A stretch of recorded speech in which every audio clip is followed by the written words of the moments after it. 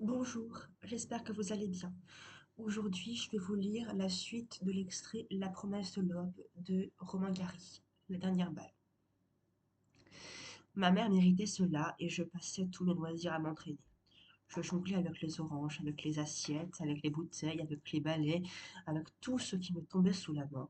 Mon besoin d'art, de perfection, mon goût de l'exploit merveilleux et unique, bref, ma soif de maîtrise, trouvait là un humble mais fervent moyen d'expression. Je me sentais aux abords d'un domaine prodigieux, et où j'aspirais de tout mon être à parvenir, celui de l'impossible atteint et réalisé.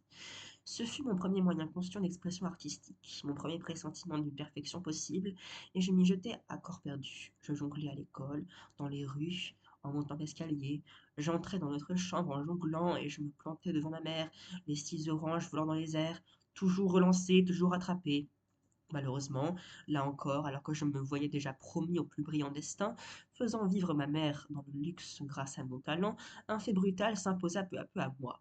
Je n'arrivais pas à dépasser la 6e balle. J'ai essayé pourtant, Dieu sait que j'ai essayé. Il m'arrivait à cette époque de jongler 7, 8 heures par jour.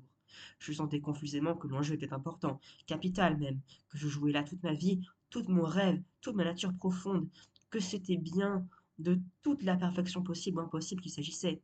Mais j'avais beau faire, la 7e balle se dérobait toujours à mes efforts.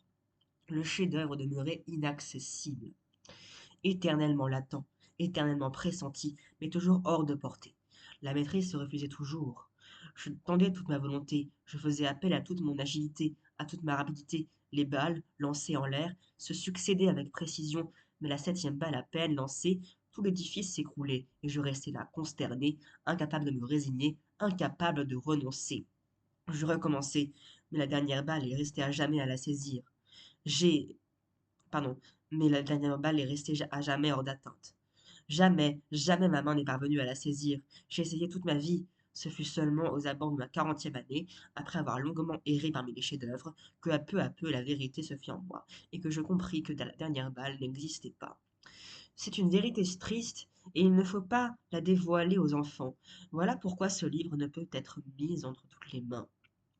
Je ne m'étonne plus aujourd'hui qu'il arriva à Paganini de jeter son violon et de rester de longues années sans y toucher, gisant là, le regard vide. Je vous lirai la fin dans 4 jours. Merci d'avoir regardé. Au revoir.